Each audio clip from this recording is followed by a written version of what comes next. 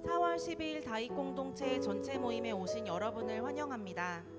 다 함께 말씀을 선포함으로 주님께 함께 찬양 드리겠습니다. 그가 모든 사람을 대신하여 죽으심은 살아있는 자들로 하여금 다시는 그들 자신을 위하여 살지 않고 오직 그들을 대신하여 죽었다가 다시 살아나신 이를 위하여 살게 하려 함이라. 아멘. 아멘.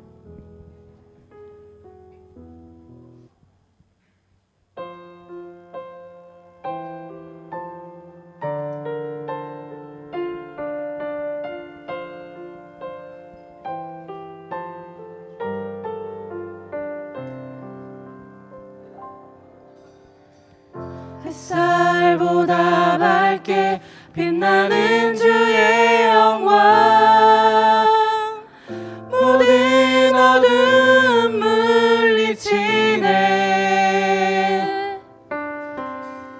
누구도 주 앞에 다가설 수 없네.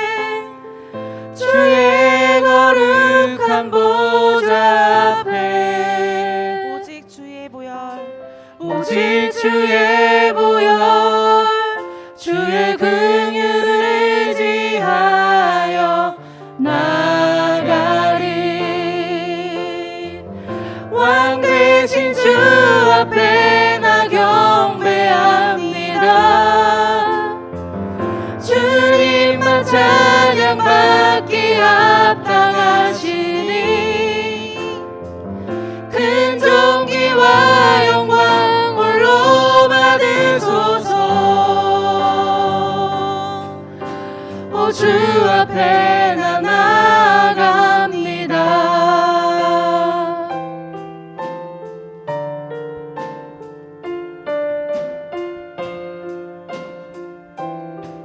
햇살보다 밝게 햇살보다 밝게 빛나는 주의 영광 모든 어둠 물리치네. 누구도 주 앞에 다가설 수 없네. 주의 거룩한 보좌 앞에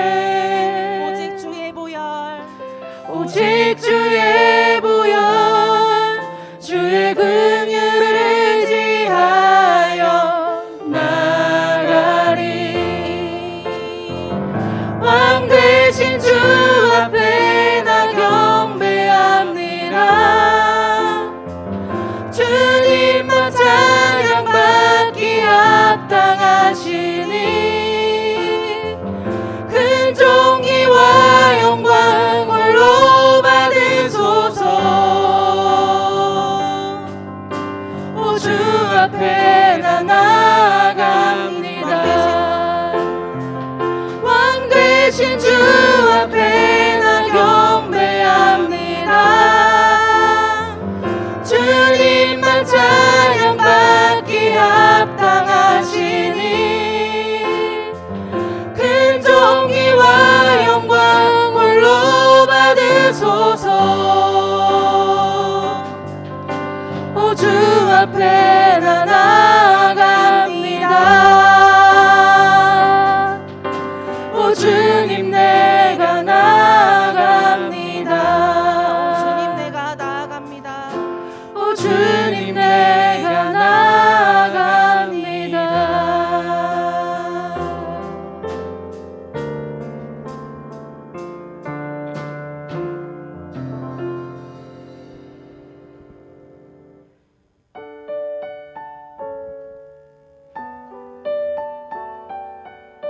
이 시간 주님께 사랑의 고백을 올려드리기 원합니다. 주님만 사랑하리.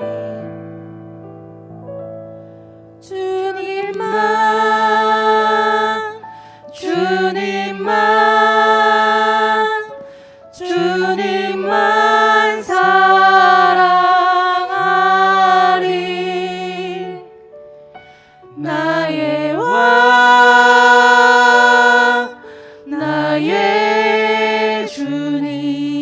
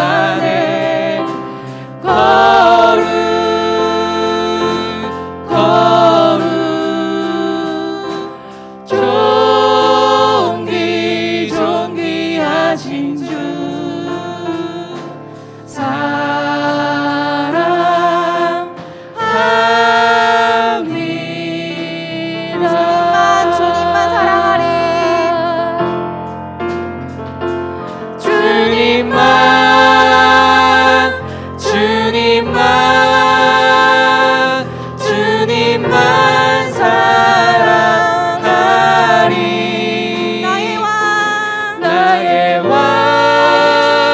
사랑합니다. 나의 주님, 주님을 더욱 알기 원해. 나 주님께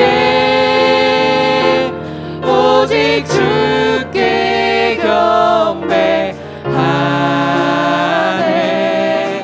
거룩 거룩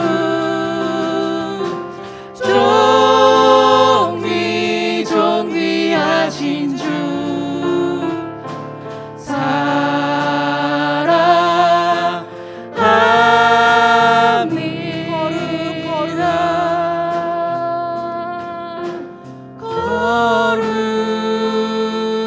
거룩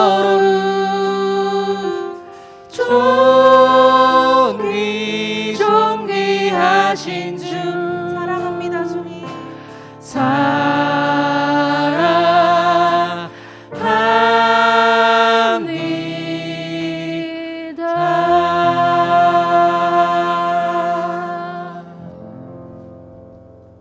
오늘 하나님께 저에게 주신 말씀 같이 볼까요?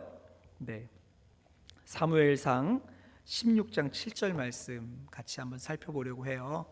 주께서 살피시는 것이라고 하는 제목으로 함께 나누려고 하는데 다윗에서는 이런 이야기들을 꽤 많이 나눈 것 같아요. 그렇지만 굉장히 반복되는 이야기처럼 보이지만 하나님께서 저에게 주시는 말씀을 한번 생각해 봤으면 좋겠습니다.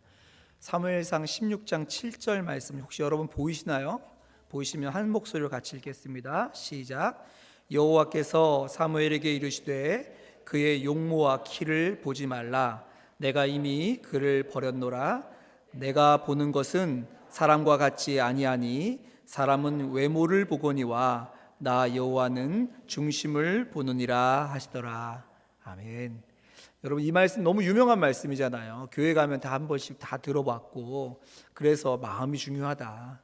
겉모습보다는 마음이 따라오지 않는 어떤 겉모습은 의미가 없다. 이런 의미로 많이 사용되어지는데 성경이 우리에게 말하고 있는 이 말씀이 등장하는 배경과 그리고 이 말씀을 통해서 하나님께서 우리에게 하시고자 하는 이야기가 뭔지를 오늘 함께 좀 생각해 봤으면 좋겠습니다.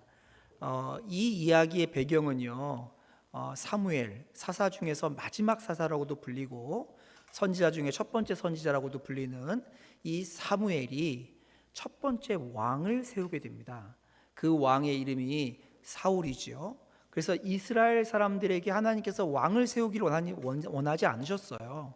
그럼에도 불구하고 사람들이 요청하기 때문에 하나님께서 그들에게 허락해 주셔서 왕을 세웠는데 그 왕이 사울이었고 그 왕이 아주 겸손했습니다. 처음에 자기가 왕 되기를 원하지 않았고 자기는 자격이 없다고 했을 때 하나님께서 그를 왕으로 삼아 주셨어요. 그런데 그가 왕 된 이후에 그의 삶이 하나님이 중심을 보시는데 그 보시는 중심에 합당하지 않았어요. 그래서 하나님께서 그 사울을 향해서 근심하시고 하나님께서 아파하십니다. 그래서 하나님께서 이제 사무엘에게 내 마음에 합한 사람을 왕으로 세우겠다라고 하시면서 한 지역으로 보내시는데 그곳이 베들레헴입니다. 그리고 그곳에서 하나님께서 왕을 세우는 일을 하라고 보내시는 장면이 오늘 읽었던 사무엘상 16장이에요. 그래서 사무엘이요 그 지역에 가서 그곳에서 왕으로 세울 사람이 누구인지를 만나려고 한 가정에 찾아가서 그 가정에 있는 아들들을 한 명 한 명 만나게 됩니다. 그리고 사무엘이 첫 번째 아들 엘리압을 봤을 때 그의 마음에 야 과연 이 사람이다. 사울을 대신할 사람이 이 사람이구나 하는 확신이 마음에 있었어요. 그때 하나님께서 하셨던 말씀이 오늘 읽었던 7절 말씀이에요. 사무엘이 보기에는요 어땠죠? 당시가 언제냐면 당시가 전쟁의 시기입니다. 그러니까요 이 전쟁의 시기에 왕이 될 사람은 어떤 사람이에요? 전쟁을 치러야 되는 사람이잖아요.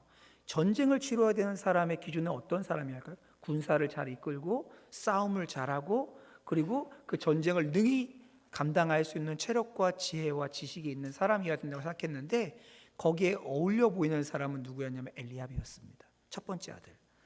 그런데 하나님의 생각은 달랐어요. 여기에 부름받았던 7 아들이 아니라 부름받지도 않고 여기는 올 필요조차 없다고 생각했던 한 어린아이, 그 다윗이라고 하는 8번째 아들에게 하나님께서 기름을 부으라고 하시죠. 이때 사무엘이 바로 그 첫 번째 아들을 보고 마음에 이 사람이구나 하는 확신이 들었을 때 그때 하나님이 이 말씀을 주셨어요. 제가 다시 읽겠습니다. 여호와께서 사무엘에게 이르시되 그의 용모와 키를 보지 말라. 내가 이미 그를 버렸노라. 내가 보는 것은 사람과 같지 아니하니 사람은 외모를 보거니와 나 여호와는 중심을 보느니라 하시더라. 사무엘은요 연륜이 있는 선지자였어요. 당시에 꽤 나이가 많은 선지자였습니다. 이미 사사로서 이스라엘을 다스린 지가 오래됐고 이제 그가 왕에게 그 사사 역할을 넘기고 난 다음이기 때문에 인생을 지긋하게 살고 그리고 세상을 볼 수 있는 안목이 있는 사람이었어요. 그가 지금 닥쳐있는 이스라엘을 생각하고 새로운 왕을 세워야 한다고 생각할 때 그의 머리는 누가 묻지도 않은 자연스럽게 돌아가기 시작했죠. 그의 머리가 자연스럽게 돌아가고 아무리 분석해 봐도 다 그가 생각하기에 왕으로 세울 만한 사람, 그가 생각하기에 왕의 자격이 충분한 사람은 엘리압과 같은 사람이었어요. 제가 여러분에게 사무엘이 생각했던 그 논리를 따라갈 수 있도록 비슷한 질문을 드리겠습니다. 제가 이제 여러분을 농구 감독으로 한 하루 동안만 이렇게 임명을 해드리겠습니다. 그리고 좀 굉장히 유명한 저희 스포츠 선수를 보여드릴 거예요. 둘 중에 한 명을 감독으로 뽑을 수 있다면, 그러니까 선수로 뽑을 수 있다면 누구를 뽑을지 한번 보세요. 굉장히 유명한 선수죠. 누군지 아시겠어요? 제가 저 파란 옷 입은 사람은 저도 알아요. 스포츠 별로 안 좋아하시는 분들도 알죠. 전 세계에서 가장 유명한 축구 선수 메시죠. 근데 이 메시도요, 그렇게 뛰어난 메시도 이게 농구 선수 옆에 서니까 이렇게 이걸 굴욕이라 그러던가요? 아무튼 그런 모습이 되죠. 근데 여러분이 감독이라면 당연히 농구 대회에 나갈 농구 선수를 뽑는다면 누구를 뽑겠어요? 메시가 아니에요. 옆에 있는 농구 선수를 뽑겠죠. 사무엘의 눈에도 너무 당연하게 그 첫 번째 아들 엘리압이 왕 될 만한 사람이었다고 성경은 우리에게 그것을 보여주고 있는 거예요. 그런데 7절 말씀을 다시 한번 보면 몇 가지 명령이 나옵니다. 보실까요? 첫 번째, 여호와께서 사무엘에게 이르시되 그의 용모와 키를 뭐하지 말라고요? 보지 말라는 거예요. 이것이 하나님께서 마음의 중심을 본다고 말씀할 때 첫 번째 한 말이에요. 보지 말아야 할 것이 있습니다. 세상의 가치, 세상의 논리, 우리의 익숙한 경험들을 보지 말라고 하는 거죠. 보세요. 여기 보시면 알겠지만 첫 번째 왕인 사울을 세웠을 때 성경은 그 사울이 어떤 사람이었다고 이야기하고 있죠. 다른 사람보다 머리 하나가 더 있는 장수였다고 말해요. 이렇게 뛰어난 장수였던 사울도 블레셋을 두려워하고 전쟁에서 이렇게 저렇게 마음이 휩쓸리고 여러 사람이 소리를 지르면 그 사람들의 말을 들어줘야 할 만큼 흔들리는 사람이었으니 이 사울을 봤던 이 사무엘 선지자조차도 이런 사람이어야 되지 않을까 하는 게 당연했죠. 첫 번째, 근데 하나님 뭐라고 했어요? 그런 기준으로 보지 말라. 두 번째가 뭐죠? 7절 말씀에 두 번째가 내가 이미 그를 버렸노라. 여기서 버렸다는 것은 그 사람은 이제 큰일 났어 이 뜻이 아니고 선택의 리스트에서 빠졌다는 거예요. 하나님의 고려의 대상에서 빠졌다는 거예요. 그리고 뭐라고 그러시죠? 두 번째, 내가 보는 것은 사람과 같지 아니하니. 여러분, 사울을 생각할 때 사울이요 정신이 조금 오락가락하고 좀 감정이 유동쳐서 막 다윗에게 창을 던지고 했던 왕으로 생각하니까 사울이 어떤 사람이었을 거라고 생각하냐면 아주 흉측하고 그런 사람이라고 생각하는데 사실 제가 생각할 때 오늘날 사울을 실사를 뽑으라면 이런 모습이었을 것 같아요. 갑자기 시각이 바뀌죠? 네. 40대에 아주 당대의 가장 완전한 용사이자 정치를 이해하고 나라 백성들을 고려할 줄 알던 사람이 바로 사울이었습니다. 사람들이 나중에는 그를 좋아하여 따르게 되어져요. 수많은 청년들이 그의 휘하로 들어오는 굉장한 영향력과 그리고 싸움에 능한 능력을 가지고 있는 사람이 바로 사울이었어요. 세 번째 하나님께서 말씀하시는 게 뭐죠? 사람은 이런 외모를 보거니와 나 여호와는 중심을 보시니라 하시더라. 여기서 말하는 중심이라는 것은요, 너희들 뭐 생각하는지 못 숨긴다, 그러니까 속으로는 이렇게 말하고 저 겉으로는 이렇게 하고 하면 안 돼, 이런 의미가 아닌 거예요. 하나님이 보시는 기준이 사람이 보는 기준과 다르다라는 것을 말하고 있죠. 왜 하나님은 이토록 뛰어난 사람 사울을 거절했던 것일까요? 두 가지 이유가 성경에 등장하는데, 첫 번째가 뭐냐면 바로 그 전에 나왔던 사울에게 이스라엘의 대대적인 적인 하나님께서 없애버리겠다고 약속하신 아말렉을 진멸하라고 하십니다. 근데 그때 사울이 정말 아말렉과의 전쟁에 가서 대승을 거둬요. 여러분, 전쟁은요 그렇게 낭만적이지 않습니다. 우크라이나 전쟁을 보신 분도 아시겠지만 낭만적이지 않아요. 특별히 멀리서 빵 쏴서 죽이는 전쟁 말고 직접 가서 칼로 찔러 죽이고 창으로 뚫려 죽이는 전쟁은 절대 낭만적이지 않습니다. 부족마을에서 도끼에 맞아서 두개골이 깨지고 창에 찔려갖고 가슴이 뚫려진 사람들을 보면요, 낭만의 낭자 없어요. 피가 낭자하고 그냥 이렇게 깨끗하게 칼에 베인 자국이 아니라 상처가 터져나간 그런 자국들을 봐야 됩니다. 이거는 도대체 그 공포 영화에서 보는 것과 비교할 수 없는 그런 공포가 찾아오는 것이 전쟁이에요. 그 전쟁의 현장에 가서 하나님의 대승을 거둔 사람이 누구예요? 바로 이 사울 왕이에요. 그런데 그가 하나님의 명령을 다 듣지 않았어요. 아말렉을 진멸하려고 했는데 그 중에서 정말 제사드리기 좋은 흠없고 가치 있는 가축들을 남기고 좋은 보물들을 가지고 돌아옵니다. 그 이유가 뭐냐면 그 군사들이 어떻게 말했어요? 우리도 전쟁에 나가서 이런 죽음의 대가를 치렀는데 우리는 무슨 보상이 있냐, 이런 의미의 질문을 던지니까 맞다, 너희들에게도 대가가 필요하고 사람들에게도 위로가 필요하고, 거기서 전쟁을 했다고 이스라엘 사람 한 명도 안 죽었을까요? 그렇지는 않겠죠. 그렇기 때문에 그 위로가 필요하고 하니까 그런 것들을 마땅히 정치인이라면 받아들여야 되잖아요. 우리가 지금 대통령을 뽑고 좋은 정치인을 뽑는 기준이 뭐예요? 국민들의 정서를 잘 읽고 국민들이 원하는 바를 이루어주는 정치인 아니에요? 그가 사울이었습니다. 그가 사울이었어요. 국민들이 원하는 바, 하나님께 순종하면서 국민들이 원하는 바도 같이 들어주고자 하는 정치적인 결단과 유연성이 있는 사람이 사울이었다고요.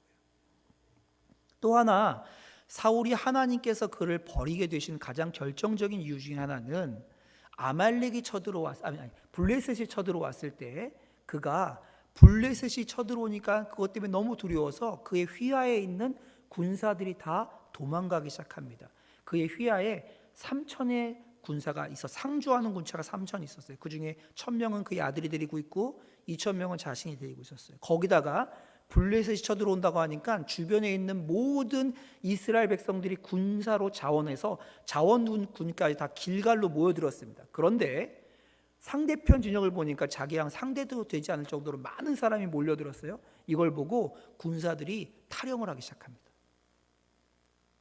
그리고 나중에 한 600명밖에 안 남아요.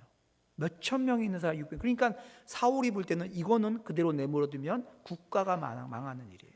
그래서 국가가 망하지 않기 위해서 국민들의 정서를 고양시키고 용기를 주기 위해서 뭘 했어요?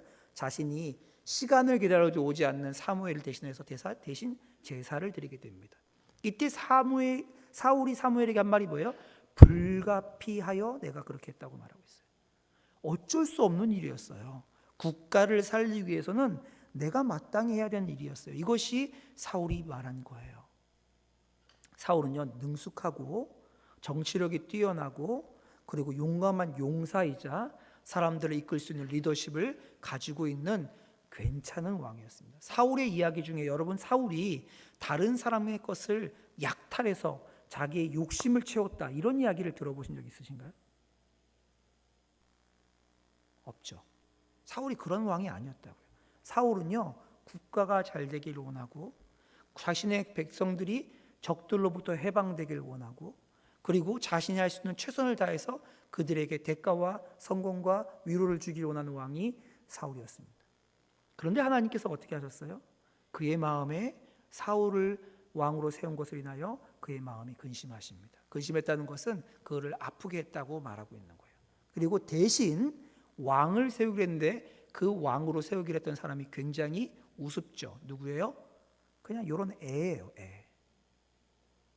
성경에 보면 이 다윗이 골리앗과 싸우러 나갈 때 다윗이 몇 마리의 양을 치고 있었는지 그 형이 말합니다. 가족이 말해요. 너 전쟁을 구경 왔구나. 너 몇 마리 되지 않는 그 양들 어디다 내버려두고 여기 온 거야? 이렇게 책망해요. 영어 성경에 정확하게 a few라고 단어를 써요. 그러니까 손가락으로 쉴 수 있는 몇 마리 되지 않는 양을 치는 게 다윗이었어요. 왜 몇 마리밖에 안 쳤을까요?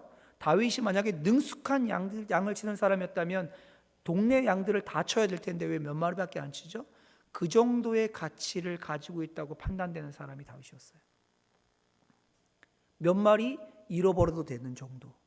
그래서 아이가 습득하고 그것을 통해서 좀 더 좋은 양치기가 되게 하는 과정 중에 있는 견습생 양치기 정도 되는 아이가 바로 다윗이었다고요.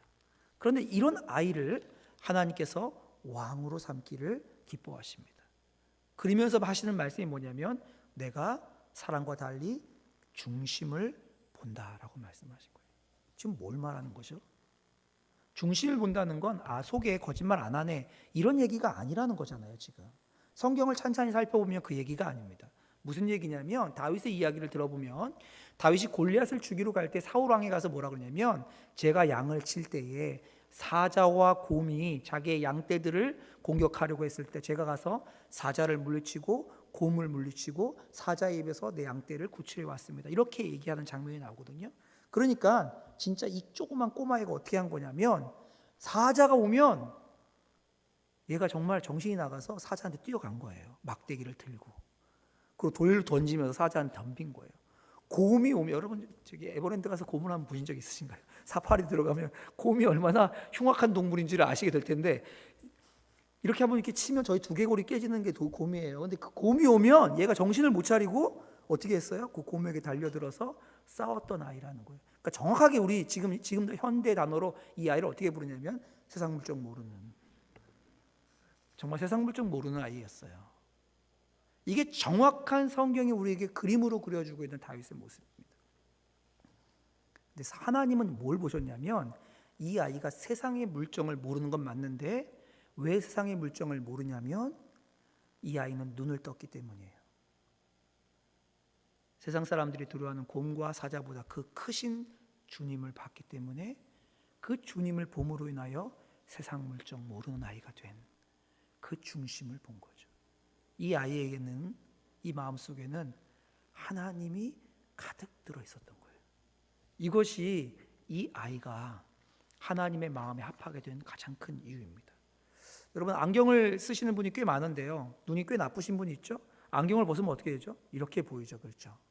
안경을 벗는 순간 장님은 아닌데 분별이 안 되죠. 그렇죠? 그래서 누군가를 빨리 만나고 싶은 분들은 안경을 벗고 만나면 좀 더 빨리 만날 수도 있어요. 네, 그렇죠. 근데 우리가 이렇게 살고 있습니다. 하나님의 시야를 잃어버려서 우리가 생각할 때는 이게 옳고 이게 맞고 이런 생각이 드는 우리들의 삶 가운데 성경이 우리에게 뭘 제시하고 있죠? 하나님은 어떻게 보시는지를 그 선명한 뷰포인트를 우리에게 보여주고 있는 거예요. 하나님이 우리의 마음의 중심을 보신다고 하셨던 것은 뭘 말하는 걸까요? 여러분 우리 삶을 한번 돌아가서 이 말씀을 우리 삶에 적용해 보도록 하겠습니다. 우리는요 적어도 우리 다윗 공동체 이 모임에 와서 앉아 계신 분들은 다 뭘 고민해요? 그리스도인의 삶은 무엇인가 고민해요. 좀 더 바꿔 말해볼까요? 그리스도인이라는 단어 대신에 그 앞에다 자기 이름을 넣으면 돼요. 나 여제우의 삶은 어떤 의미가 있지? 어떻게 살아야 되지? 무엇을 하고 사는 거지? 우리의 개인의 삶에 대해서 생각하죠. 그리고 뭘 생각해요? 가족에 대해서 생각하게 되죠. 그렇죠. 그리고 우리의 일터에 대하여, 그렇죠. 그리고 교회와 공동체에 대하여 생각하면서 여러 가지 가치들과 의견들이 나오게 됩니다. 또 뭐를 생각하죠? 이루고 싶은 일과 그리고 이루고 싶지만 삶의 현실을 비교하면서 나는 어떻게 살아야 되나 이런 생각을 합니다. 또 어떤 생각을 하죠? 맡겨진 책임이 있고 내가 누리고 싶은 자유가 있는데 이 앞에서 나는 어떻게 살아야 하나 이런 것들을 최근에 이렇게도 말하더라고요. 미래를 준비 어떻게 할 것인가? 그리고 어떻게 말해요? 워라벨 뭐 이런 거 말하죠. 이런 다양한 일들이 우리 삶의 현장이에요. 그렇지 않습니까? 이런 단어들을 쭉 펼쳐놓고 마음속에 쑥 들어온 단어는 뭐죠? 잔고 이런 건가요? 이것이 우리가 가지고 있는 삶의 현장의 모습입니다. 다윗이 살았던 사울이 살았던 삶의 현장의 모습이에요. 그런데 이럴 때 우리는 뭘 보냐면요, 우리의 가치를 따라서 이것을 다 해석해냅니다. 다 똑같이 앉아 있는 것처럼 보이지만 하나님 말씀의 기준 앞에 살아가고 있는 것처럼 보이지만 기준이 다 각자 달라요. 그래서 적용하는 것도 다 각자 달라요. 그런데 하나님께서 우리에게 하나님의 안경을 주셨다고요. 그 안경으로 이 삶을 어떻게 봐야 되는지 말씀하시는데 그것이 바로 이 그리스도인한 삶을 어떻게 해요? 덮으시고 여기서 하나님이 보시는 건 그리스도인이라면 이렇게 살아야 돼. 그리스도인이라면 이렇게 살아야 돼. 이것도 해야지 저것도 해야지. 그래도 다음 주 십자가 부흥회인데 부흥회 나와서 예배 드려야지. 뭐 해야지 하는 이런 사람들 앞에서 하나님은 뭘 찾으신다고요? 하나님은 주께서 찾으시는 마음. 그 마음 가운데 하나님으로 채워져 있는 사람들을 찾고 있는 거예요. 여러분, 우리의 마음에 뭐가 채워져 있는지가 우리의 삶의 승부예요. 우리의 마음에 무엇이 내 삶을 움직여가는지가 우리의 삶의 결정입니다. 여러분, 다윗은 어린아이였어요. 세상 물정 모르는 어린아이에 불과했어요. 그런데 그가 그의 마음에 하나님으로 채워져 있을 때 그는 왕이 될 수 없는 전혀 자격이 없는 자였음에도 불구하고 그를 하나님의 위대한 왕으로 삼으십니다. 그냥 왕이 아니고요, 예수 그리스도의 계보의 시작점이 되는 왕으로 삼으세요. 우리는요, 우리의 삶 가운데 조건을 따집니다. 우리가 이루는 업적에 대해서 얘기해요. 내가 가지고 있는 직업이 뭐냐, 연봉이 얼마냐, 집이 있느냐, 자동차는 어떻게 되느냐, 핸드폰이 그냥 이렇게 된 거냐, 이렇게 열리는 거냐, 옛날에 이렇게 열리는 게 안 좋은 거 이렇게 된 게 좋은 거였는데 바뀌었어요. 지금은 이렇게 열리는 거냐, 그렇죠? 집에 냉장고가 이렇게 여는 거냐, 이렇게 여는 거냐, 뭐 이런 것들 가지고 굉장히 우리에게 중요하다고 생각하는 시대를 살고 있어요. 그리고 그것이 우리 그리스도인의 마음 가운데도 들어와 있어요. 사울처럼 세상을 읽어보면, 나라를 운영하다 보면 배려해야 되고 고려해야 될 게 있다는 거예요. 30대를 지나고 40대로 들어가고 보니 생각해야 될 것이 있다고 이렇게 말하는 거죠. 그런데 하나님 우리에게 뭘 보신다고요? 우리의 마음의 중심을 보는 거예요. 그러면서 세 가지 말씀을 하셨어요. 오늘 첫 번째 말씀이 뭐죠? 보지 말라는 거예요. 세상 사람들이 보는 기준, 세상 사람들이 말하는 기준으로 너의 삶을 보지 말라는 거예요. 우리가 익숙하게 보는 그 눈 내려놓을 수 있어야 합니다. 사람들이 나를 어떻게 볼까? 나는 어떻게 평가를 받을까? 그 기준들 앞에 끌려가는 삶으로 사는 인생에서 여러분 뒤돌아 서시기를 부탁드립니다. 두 번째가 뭐죠? 같지 않다는 것을 인정하셔야 돼요. 하나님이 보시는 시각과 우리가 보는 시각이 다르다는 것을 계속해서 리마인드하고 인정하셔야 됩니다. 내 인생은 점점점 힘들고 무너지고 망가지고 있어. 누가 그러지요? 누가 그 말을 하냐고요. 세상 사람들이 아무리 그렇게 말해도 하나님이 아니라면 아닌 거잖아요. 하나님이 아니라면 아닌 거잖아요. 그런데 그것이 아니라고 말을 못하는 거예요. 이 교회 안에서 무릎 꿇고도 뭘 구하고 있냐면 저쪽의 세상에서 일어나는 그 일들을 향해서 나에게도 그 일이 일어났으면 좋겠다고 말하는 것에서부터 같지 않다고 말하는 우리가 되어야 됩니다. 세 번째가 뭐죠? 하나님이 그 중심을 보신다는 거예요. 저와 여러분의 마음의 중심에는 무엇이 있나요? 뭘로 알 수 있는지 아세요? 한번 그 핸드폰 어플에다가 시간 사용 어떻게 하는지 검사하는 그 프로그램 한번 깔아보세요. 그리고 일주일이 지난 다음에 탁 열어보면 내 마음에 뭐가 있는지가 드러나요. 네.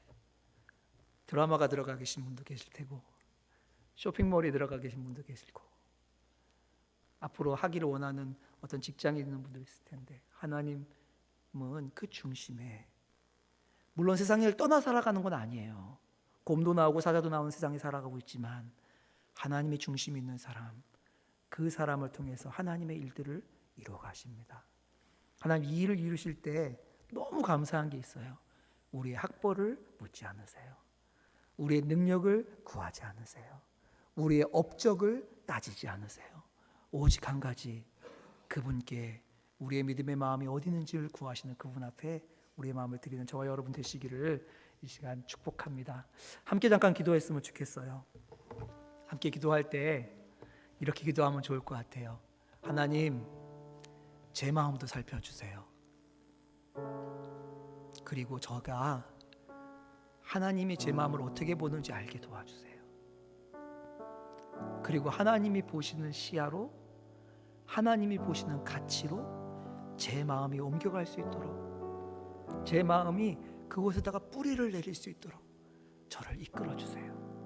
이 시간 조용하지만 우리의 중심을 하시는 주님께 진실되게 이 고백을 드려보지 않으시겠습니까? 하나님, 우리의 고백을 듣기 원하십니다. 이 시간 함께 기도하는 시간 갖도록 하겠습니다. 아버지 하나님, 아버지 하나님, 하나님 앞에 내 마음을 드립니다. 주님, 제 마음을 감찰하여 주십시오. 마음의 중심을 감찰하여 주십시오. 하나님이 보시기에는 어떠신지, 주님이 보시기에는 어떠신지 제 마음을 하나님의 시야와 관점으로 감찰하여 주시오. 하나님 아버지, 주님이 그토록 찾으시고 주님이 그토록 생각하시고 주님으로 채워지는 삶, 주님으로 세상을 읽는 삶, 주님으로 세상을 살아내는 그 은혜가 하나님 일어날 수 있도록 도와주십시오. 우리 다윗 공동체 안에 하나님이 진정으로 찾으시는 그것을 삶으로 누려보는 은혜가 일어날 수 있도록 하나님 역사하여 주옵소서.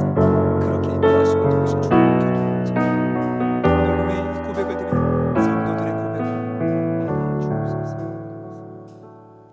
하나님 고맙고 감사합니다.